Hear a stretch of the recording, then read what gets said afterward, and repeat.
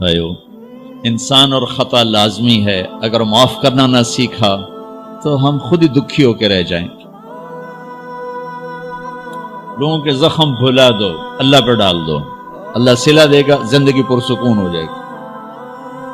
دیکھو ہم اپنے یہ کرتے پر داغ نہیں لگنے دیتے، اپنے بس سے داغ۔ کھانا کھانے بیٹھو، نیپکن، یہ دیکھو ابھی نیپکن پڑے ہوئے، رکھو اگو رکھو توڑے چولے تو کوئی سالن نہ ڈھے پاوے، ٹھیک، یہ تو پھر بھی دھل جائے گا، لیکن یہاں داغ لگا کبھی نفرت کا، کبھی غصے کا، کبھی انتقام کا، کبھی حسد کا، کبھی بغض کا، کبھی کینے کا۔ انسان سب سے زیادہ اپنی ذات سے محبت کرتا ہے۔ یہ معمولی سے کپڑے کو داغ سے بچاتے ہو، جو سب سے قیمتی چیز ہے دل، جو بادشاہ ہے، اسے بھی تو صاف ستھرا رکھو۔ جیسے ہم لاکھ زور لگا لیں، ہم کپڑے کو میل سے نہیں بچا سکتے، لاکھ زور لگا لو، لوگوں کے منفی رویے آپ کو توڑے بغیر نہیں چھوڑیں گے۔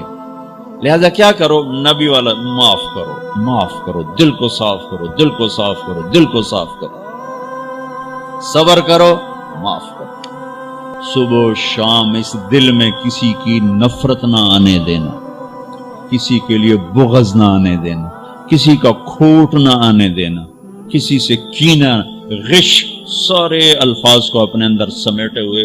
اور میرے نبی کی عجیب بات، لے احد، لے احد، لے احد، کسی بھی انسان، مسلمان نہیں کہا، مومن نہیں کہا، نیک آدمی، نیک عورت نہیں، کسی بھی انسان، لے احدن۔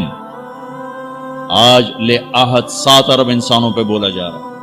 میرے نبی فرما رہے ہیں، میرے بیٹے، دنیا کے تمام انسانوں سے دل صاف رکھنا، کیا ہوگا؟ چاہیے تو جنت میں میرا ساتھی بن جائے۔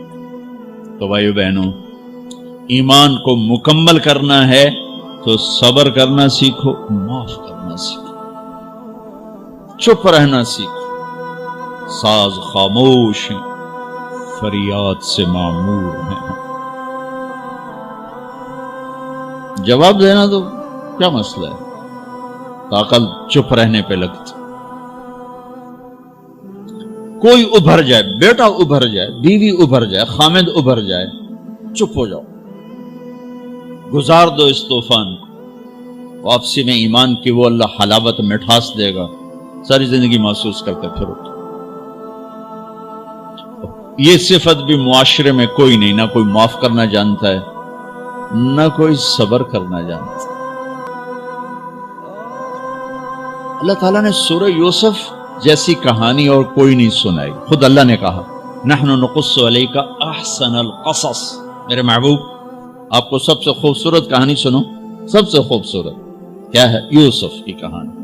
اور کسی نبی کا یوں تفصیل سے چلتے چلتے واقعہ پورے قرآن میں اور کہیں نہیں جیسے یوسف علیہ السلام کی کہانی۔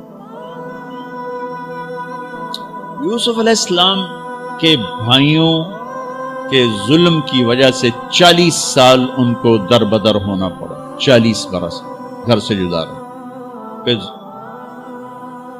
تہمت لگی، نبی ابن نبی ابن نبی ابن نبی، پھر جیل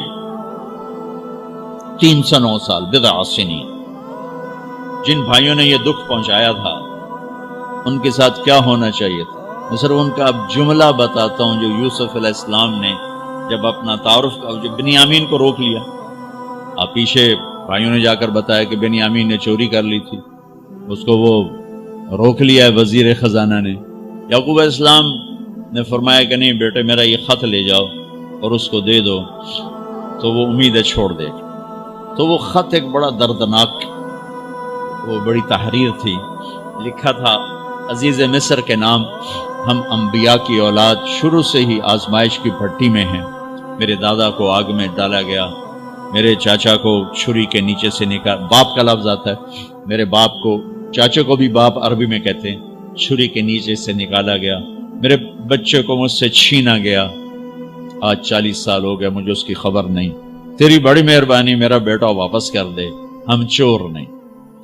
اچھا، چونکہ یعقوب بھی نبی، یوسف بھی نبی، جب یوسف علیہ السلام اقتدار میں آ گئے تو اللہ کی طرف سے اجازت نہیں باپ کو بتانے کی کہ بھائی بتا دو میں ٹھیک ٹھاک ہوں.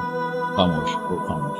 صبر پک رہا ہے پک رہا ہے پک رہا ہے. جب یوسف علیہ السلام نے خط پڑھا تو بہت روئے اور اللہ کی بارگاہ میں دعا مانگی, یا اللہ اب مجھے ملا دو, اپنے گھر والے ملا دو, کل مجھے بتا دو.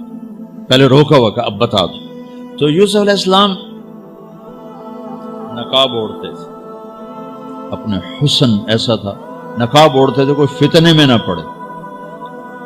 جب وہ دوسری دفعہ بھائی آئے, تیسری دفعہ, تو ایھا العزیز قد مسنا واہلنا الضر وجئنا ببضاعۃ مزجاۃ فأوف لنا الکیل وتصدق علینا ان اللہ یجزی المتصدقین. کیا عاجزی ان کلمات. جناب لائے تو کچھ نہیں ہے, یہ 2 کھوٹی کوڑیاں ہیں, ہمیں کچھ غلہ دے دو, بڑی بھوک اور فاقہ ہے. تو یوسف علیہ السلام نے ایسے نقاب ہٹایا,